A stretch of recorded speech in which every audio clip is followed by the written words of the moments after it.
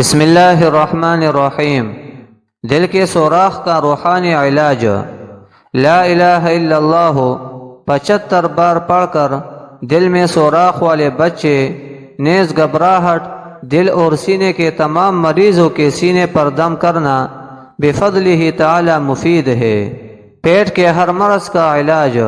جس شخص کو کھانا اچھی طرح ہضم نہ ہوتا ہو، گیس تنگ کرتی ہو، اس طرح کے دوسرے امراض نے زندگی کا سکھ چین چھینا ہو، اس شخص کو چاہیے کہ کھانا کھانے سے پہلے یا مقیت کو 11 بار پڑھے۔ ہر بلا سے حفاظت۔ رسول کریم صلی اللہ علیہ وسلم نے فرمایا کہ جو شخص شروع دن میں آیت الکرسی اور حامیم تنزیل الکتاب من اللہ العزیز العلیم غافر الذنب وقابل التوب شدید العقاب ذی الطول لا الہ الا هو الیہ المصیر پڑھ لے گا تو وہ اس دن ہر برائی سے اور تکلیف سے محفوظ رہے گا۔